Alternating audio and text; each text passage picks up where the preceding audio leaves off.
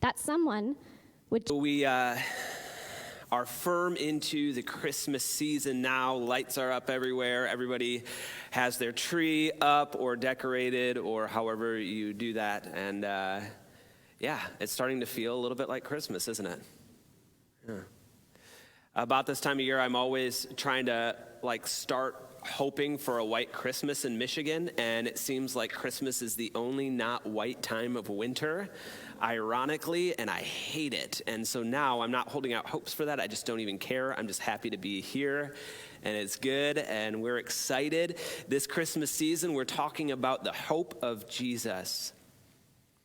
We're going to be talking about the hope of Jesus over the coming weeks, and we celebrate unashamedly the hope of Jesus on Christmas Eve together. We still have some of these Christmas reminders and invitations if you want to take them, and we're encouraging everyone just to take one of these, pray about somebody in your life that is outside of the church, pray for them every day.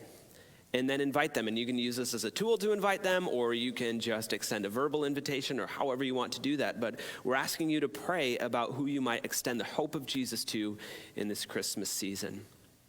Now, I was thinking a lot about hope and the different ways that we express hope. And if I'm honest, I have realized that Janine and I, and especially myself, have put my hope in a lot of the wrong places. And it oftentimes sounds like this. If I could just go there, or if I could just live here. Now, there was a season of our life where we were just kind of trying to go through and figure out where we wanted to live or where we would be happiest living. And there are certain realities there that were true, but for the most part, we had put our hope in escape. If I could just escape, then I would feel happy. Then people would stop annoying me. Do you know how well that goes? Guess what? If you get away, somebody will just annoy you somewhere else. That's a true thing. If I could just get away, if I could just live here, then my heart would come alive. Then I would be happy. And as I start paying attention to that, there's a lot of those statements that I make. If I could just, whatever the thing is, then I would be whatever the result is. I think that's true for a lot of us. I think we can very easily get caught up in the realities of our life where we feel an internal dissatisfaction and we start looking for external satisfactions around us. We start looking for something to alleviate that feeling, that pressure, or the hurt. Well, you want to know who else is banking on us feeling that way? Is advertisers and marketers. It's kind of their go-to. When they want to figure out how to market something to you, they look at what's called psychological pain to do so. And psychological pain, I'm going to sum up in the word dissatisfaction, but it's a whole host of whatever could be a negative emotion. Now, there's a guy who wrote a really good article named Jeremy Ellens. He wrote it for Entrepreneur Magazine. We just have a quick quote from this magazine. Now, he's writing to other marketers and advertising agents, and he says this: "What do your prospects want to avoid most? Whether it be embarrassment, anxiety, fear, or any other negative emotion, you can use the psychology of pain to your advantage." And what is that advantage? He goes on in the article to say, now you have to do so in an ethical way, meaning you can't just straight up lie about your product, but our goal is to use this psychological advantage to find the dissatisfaction in somebody's life and then market our product to fix the problem. Are you anxious? Buy this, it will help. Are you afraid of something? Hey, you can just take part in this experience and it will help your fear go away. Or if you buy this, you won't care about anything because you'll be happy. Now, that may be an oversimplification of the thoughts going on in advertisers' minds, but the reality is these are the things they pay attention. And you want to know what's crazy? It works. It works all the time because we get sucked into it because we are already telling ourselves these stories. If I could just, then I would be fill in the blank. And the marketing and advertising agencies, they don't invent those stories for us. They just listen. They just pay attention to the stories we're already telling ourselves. And if we're being honest, it doesn't deliver, right? But then they just capitalize on that, and they truly are the capitalists of the world in saying, if we can just find that psychological pain, then we can press on it. Asa and I, my 11-year-old, were playing mobile Risk. Now, this is way different than the board game of Risk because you can get through the mobile version of Risk with two people in about like 15 to 30 minutes anywhere in there. You don't have to spend 4 days in a game of Risk if you want to play it. So we were sitting out on the back deck and we were just playing a game of Risk. And at the end, in between matches, we were going to start another one, and because I didn't pay for the full version of it, where it removes the advertisements, there was an advertisement that pops up. And so I was totally caught off guard by this advertisement, not by the fact that it was there, but how blatant it was in its message. And let me just describe to you what happened. It was just a little cartoon video game advertisement. And there was this young lady that comes onto the scene, and she has some smudges on her face. Her makeup is not done. She has kind of a scraggly brown hair ponytail. And she's not dressed the nicest, right? She's just kind of dressed in plain everyday attire, nothing fancy. And she is starting to kind of like make eyes at this other guy that's walking down the road, and she approaches him and she's trying to flirt with him a little bit. And he looks at her very disapprovingly. And then another girl comes up next to him, and her makeup is done perfectly. Her hair is on point, and she is wearing some very nice clothing. And he looks at one girl, and then he looks at the girl who comes up next to him, who looks like she has it all together. And he goes, "You're a little bit of a mess. I'm going to go with her." So those two walk off, and it's left with this smudged brown hair girl standing there. And she goes, "I can change myself." And she goes off, and that's the whole premise of the game, is making herself look better in appearances and decorating her house so that she doesn't have to experience the rejection of a guy anymore. And I was caught off guard by this because it's not even cloaked, it's not even veiled. It was just blatantly out there. I can change myself. If I could look like I have it all together, if I could look a certain way, then I would be in a good relationship. Or if I could have this style of house, then I would be accepted by others. And it's all filled with the dissatisfaction and the psychological pain that we're already experiencing. And unfortunately, it works. So what are your "if I could just" desires? What is your thing? What is that place of dissatisfaction in your own heart? Is it money? Money seems to be a very common thing in American culture where we think, if I could just have more income, if I could have more savings, if I could just have a better retirement set aside, then I would feel happy. Unfortunately, the reality is a number of studies have been done around the psychology of money. And what has been found is money actually, believe it or not, does increase happiness to a point. And that point is actually definable. That point is the point in which all of our bills are paid and we're no longer living paycheck to paycheck. After that, money has severe diminishing returns on our level of happiness. So up until the point that you are taken care of in terms of your immediate needs, not necessarily all of your desires or wants, just simply are the utilities being paid? Do I have a roof over my head? Can I put clothes on my family? And can I put food on the table? Up until that point, money increases happiness. After that point, it's just downhill diminishing returns. Except, interestingly, the study also showed money in a certain usage has an increasing effect on our happiness. In fact, in this specific usage of money, the more money you had, the happier you were, and it didn't seem like it diminished at all, and that was in the usage of giving it away.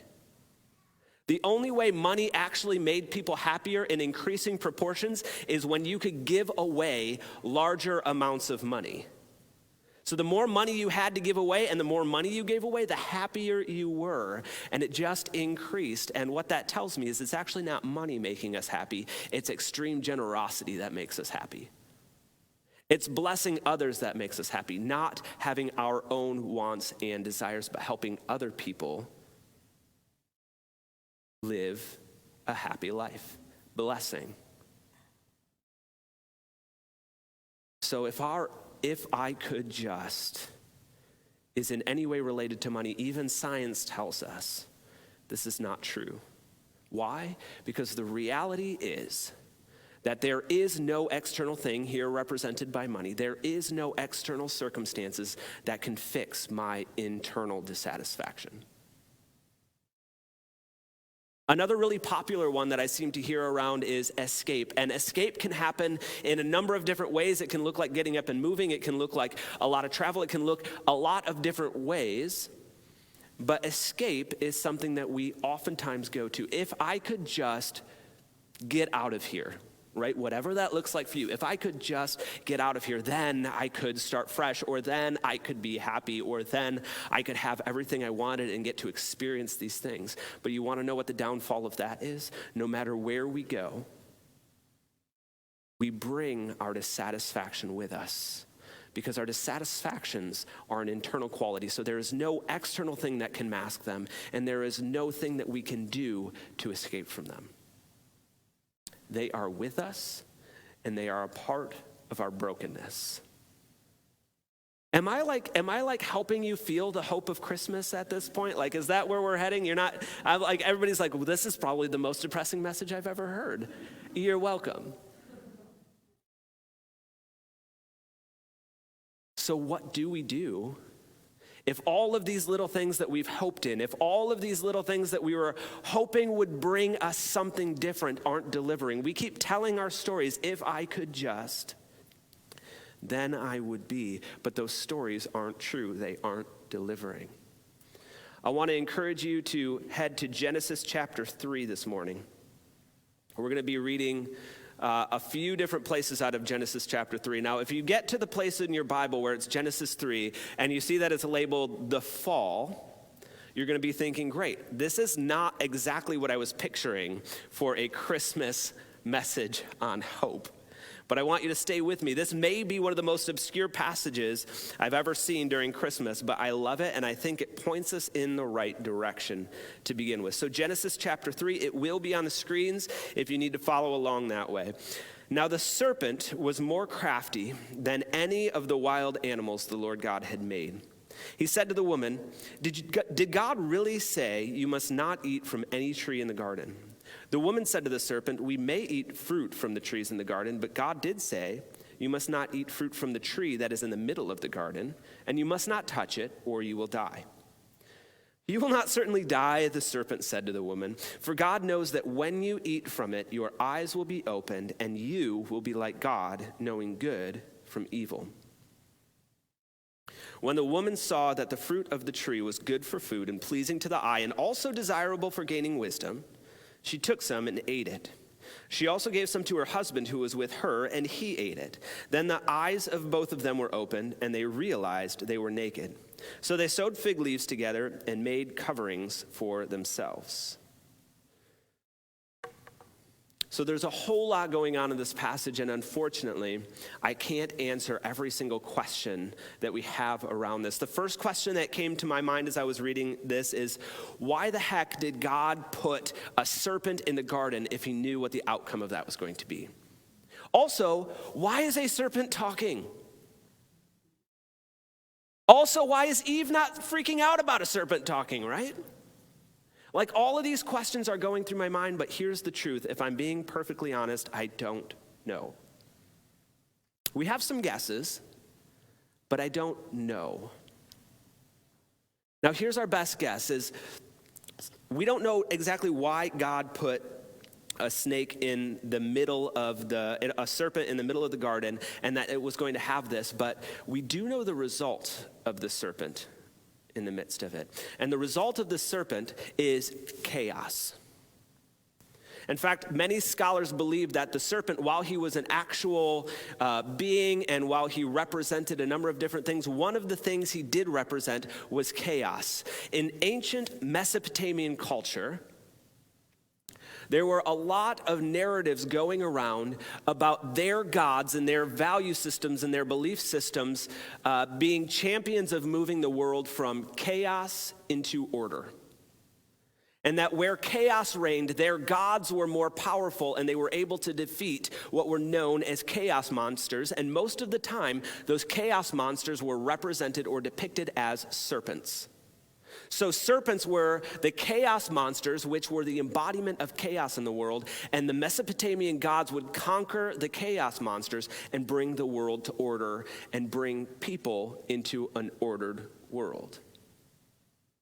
And so what we see here, at least in part, at least in a slight representation, is the serpent representing chaos and kind of giving a hat tip to the Mesopotamian culture, saying, your gods had to battle chaos, but our God is over the chaos. So that's one meaning for the serpent, and that's just a piece of it. Now, we also believe, based on interpretations later on of the Bible found in Revelation, 2 different places, actually help us connect some dots here, and they help us understand that whatever the serpent was originally, it was at the very least influence, and at the very most, the embodiment of Satan himself. Now, this is a little bit interesting because actually at the time of the writing of Genesis, the authors and the culture at large had no understanding of the person of Satan as a fallen angelic being. They didn't have any concept of Satan. In fact, the word Satan means deceiver or accuser, and most of the time it's used, except with the exception of one time, most of the time that it's used in the Old Testament, it's used to refer to people who were being deceptive or who were being accusatory. Over time, Jewish thought developed and understood that there was this being. It was a fallen angel, and it was in direct rebellion against God. And so the most fitting term they could find for that person was deceiver. And so he took on the name Satan. And the author of Revelation helps us connect some dots, and early Christian thought all helps us follow in the same stream. And so our best understanding is that the serpent is at the very least the representation of the chaotic, rebellious being Satan. Now, it was probably also a serpent at the time, and we don't know if Satan was embodied in that serpent or was possessing the serpent or just influencing the serpent, but we know something was going on, and the purpose of the serpent was to cause chaos in the midst of order. The other interesting thing that our Bible helps us understand over time is the purpose of this story, even though we're spending some time talking about it, is actually not the serpent. The purpose of the story is not the serpent. In fact, Paul, when he is writing part of the New Testament, he doesn't even talk about the serpent. He puts full blame on Adam and Eve, squarely on where it should be. Let's get back to our story. So we have the serpent. We understand him mostly as the deceiver, as the Satan, whether influenced or embodied. He is the deceiver, he is the accuser. And he comes along. Adam and Eve are in the midst of an ordered world where God is extending his dominion and his reign through them. And the serpent comes up to Eve and he says, hey, let me just ask you a question. Is that what God really said? Did he really say that you can't eat that? Well, that's not true. You're not going to die. God is worried that you will become like him.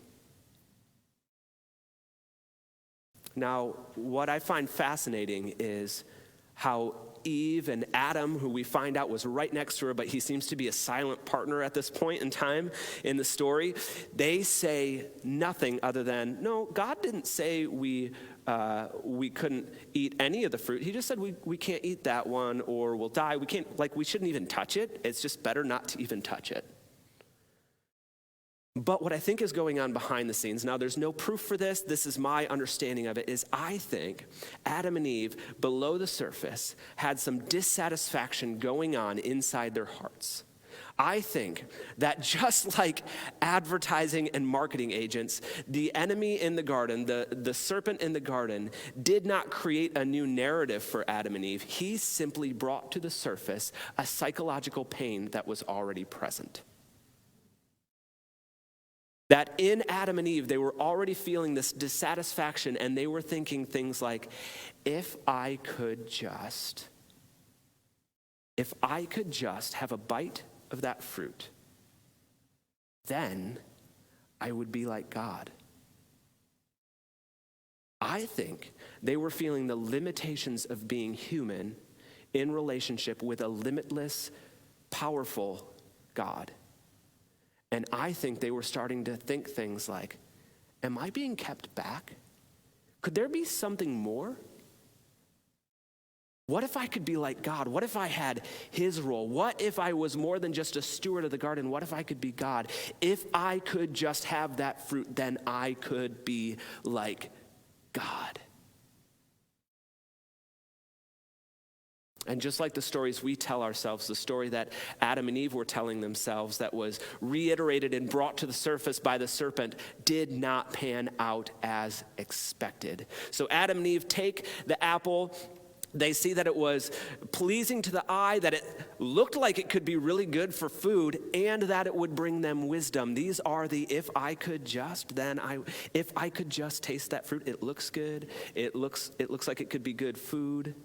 Then I would be wise. So they take the fruit and they eat it. Well, as we read on, we find out that, their eyes are instantly opened and they realize that they were naked and ashamed. Now, nakedness is not the sin. Shame was not the sin. It was simply representative wording that they understood what they had hoped to understand, and it's not at all what they wanted. You see, the problem is in this story isn't that they didn't get what they wanted. The problem in this story is Adam and Eve did get what they wanted. They got exactly what they wanted. If I could just have the fruit, then I would be wise. That happened, and their eyes were open, and they realized something that they didn't actually want to realize. I feel shame. I feel the brokenness and the result of my actions in the world. I have broken relationship by disobeying the Creator God. This is actually not what I wanted, but now there's no takesies, backsies. I can't take that one back. I can't undo that one. There is no mulligan for this. So now I feel naked, exposed, and ashamed. The story Adam and Eve were telling themselves did not work out the way they thought it would. They got exactly what they wanted, but it wasn't at all what they thought it would be. So God comes down and he interacts with Adam and Eve. He has this talk with them where they confess, and then it's time for the punishment. So we are going to move on down in Genesis. We have the next section of passages again on the screen. We're going to be reading. It starts at verse 14. So God has all three of the characters represented in this story. He has Adam and Eve, and then he has the serpent before them. And he starts handing out the curse and the punishments. And he starts with the serpent. So the Lord God said to the serpent, because you have done this, cursed are you above all livestock and all wild animals. You will crawl on your belly and you will eat dust all the days of your life, and I will put enmity between you and the woman and between your offspring and hers, and he will crush your head and you will strike his heel. Let's read verse 15 one more time. And I will put enmity between you and the woman, and between your offspring and hers, and he will crush your head, and you will strike his heel. So we have a couple of really interesting things to hold on to in this passage. In the midst of a lie that Adam and Eve believed, the first being to be cursed and the first being to receive their punishment is the serpent. And in that punishment, there is actually hope that I want us to hold on to. In fact, it's what scholars refer to as the first good news. If we're talking about good news, meaning gospel, this is the first gospel of Scripture. And it's found in the curse to the serpent, which is just a little bit mind-blowing how God works that way. You see, we talked about how the serpent was representative of the deceiver, of chaos, of Satan. And mankind, Adam, the word Adam, the name Adam doesn't just refer to a single person. It does that. Adam was a living, breathing person. He was the first one God created. But also in the naming of Adam, God covered his bases. And the word Adam actually means mankind. Eve means the mother of all, right? So we have mankind, the mother of all, representing us in the midst of all of these curses, so that their brokenness is our brokenness. And in the same way, the serpent is representative of every power that sets up itself against God and brings chaos into the ordered world that God intended to create. And so now this curse can start to fall in place. So we have this whole thing about you'll crawl on your belly and you're going to eat dust all the days of your life. And now I'm not sure what was going on with the serpent, whether he had legs and now he looks like a snake, or what was going on. Honestly, it doesn't really matter.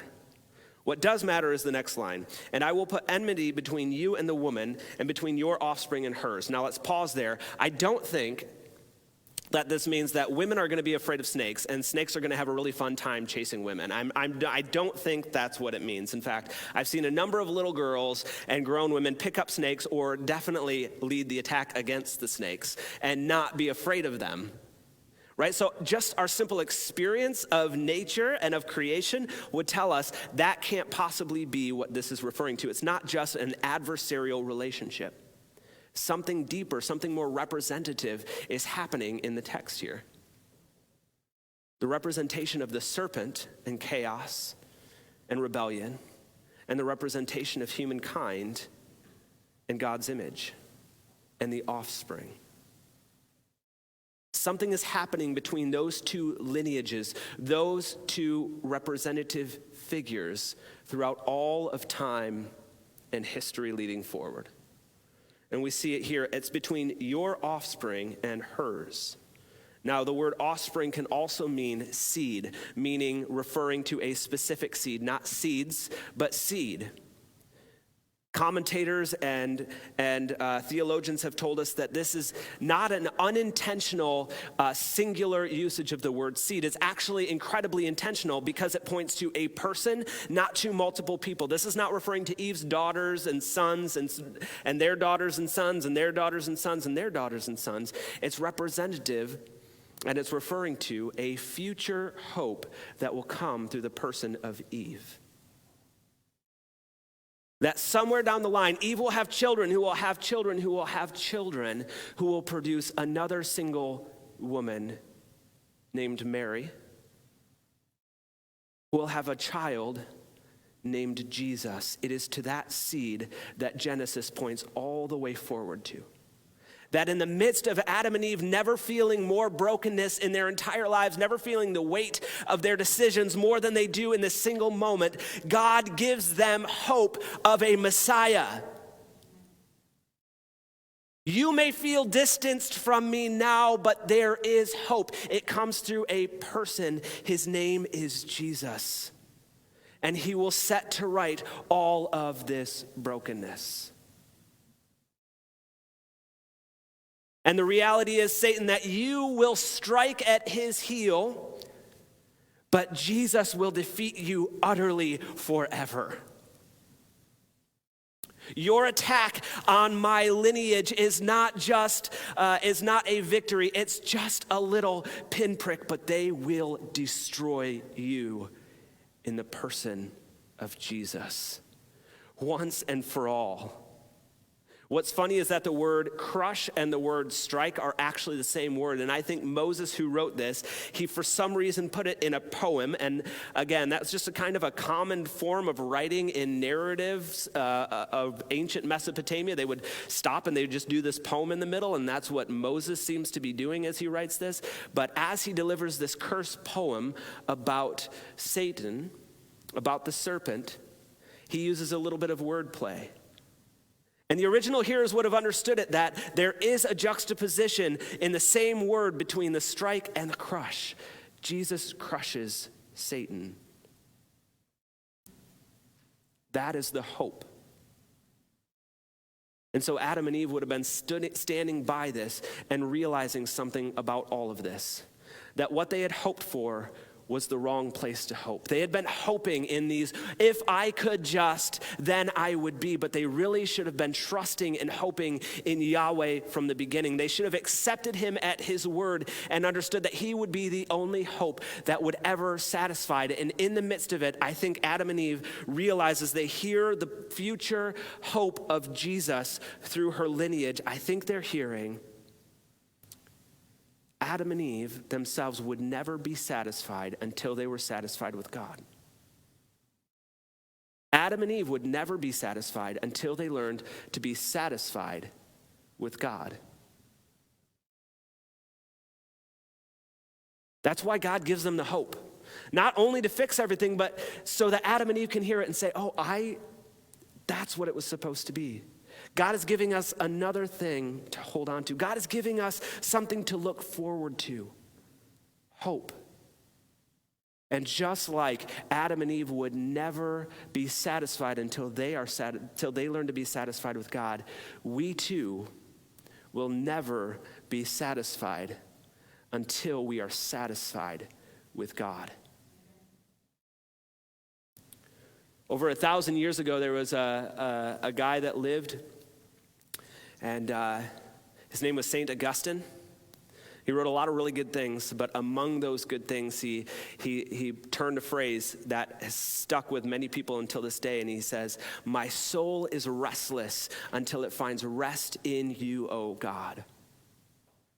That's another way of saying we will not be satisfied. I will not be satisfied until I am satisfied with you, oh God. It doesn't matter where I run, my dissatisfaction will follow me. It doesn't matter what I try to cover it up with. It will not mask my psychological pain. There is only one hope that I can trust in to fix it, to set broken things to rights and to make the sad things come untrue, and that is the hope of Jesus. You and I will not be satisfied until we are satisfied with God.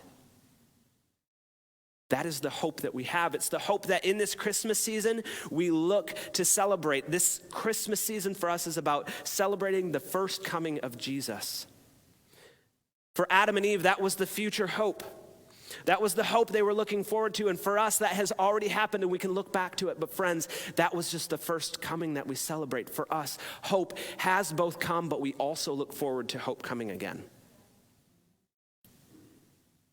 That we still have a future hope as we celebrate the coming of Jesus the first time. We still have a future hope that we can taste restoration now, but it will be fulfilled in the future. And in the interim, we will still have dissatisfactions and we will still experience negative emotions and psychological pain, and there will be no fix. There is no hope besides the person of Jesus. We won't be satisfied until we are satisfied with God. So what is your "if I could just"? What is your statement? What is the story you're telling yourself? We all tell them, and we have to be aware that we're telling them. This week, I want to encourage us to do just a couple simple things. The first one is I want to ask you to spend some time. If you're a journaler, write it out. If you don't journal, just maybe write it down on a sticky note. I don't know. But spend a few moments and just be with the Lord and just reflectively ask, what is my "if I could just" statement? Because if we can pay attention to these "if I could just" statements, we'll be able to identify where we're actually putting our hope. What for us would make life better? What for us could be the fix for our psychological pain and our dissatisfaction? Chances are that's where we're putting our hope. So I want to ask you first just to spend some time this week reflecting on those statements and write them out. Maybe for you it's just one, maybe it's 3, maybe it's 30. I don't know. Just as many as come to mind, just write them down. And then the next step is maybe it's your family, or maybe you have a group of friends that you're just really comfortable with. Or maybe you're at a place in life where you don't necessarily have that community, but you need somebody safe. I want to let you know we would be happy to be that safe place for you. If you don't have friends or you don't have a family that is a safe place to share these things with, talk to us. contact the church and we will help you find that safe place. But I want you to find that safe place, and I want you together to share with one another your statements. If I could just, then I would be. We have a variety of age ranges. This does not have an age limit. There is no point at which it starts, and there's no point at which it ends.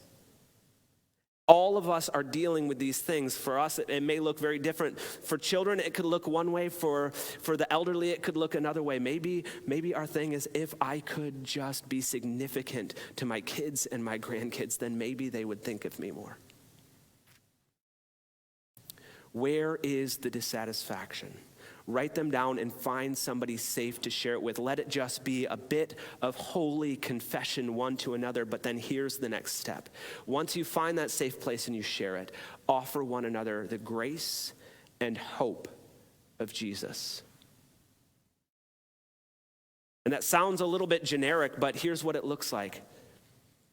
If somebody shares with me their "if I could just" statement, then I can just simply say to them in return, I recognize with you, this is not true. That is a story that will not deliver on its promise. And I offer you the hope of Jesus in return. That's it.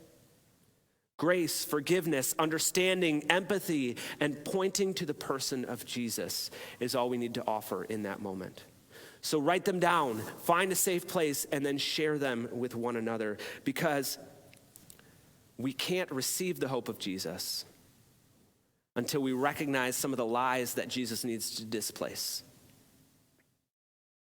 The other thing that we can also do right now is we can just at least accept the reality of Jesus as the hope of our life right now. He wants to displace those lies, but we also can receive him. And so what I want to invite you to do, if you're watching with us online, all you need to do right now is you can follow along with us and you can hold out your hands. Unless you're streaming and listening while you're driving, then leave your hands on the wheel. But for the rest of us that are able to be present, I just want to invite you to close your eyes. And I want to invite you to just open up your hands in a receptive position, like you're reaching out for a hug or a large pie, preferably pumpkin. And I want you to receive something. I want to invite you to receive the hope of Jesus today. That the longing, the peace, the joy, the happiness, the lack of strife, all of that is deliverable in the person of Jesus, and it is readily available to you today. So receive the hope of Jesus in the name of Jesus.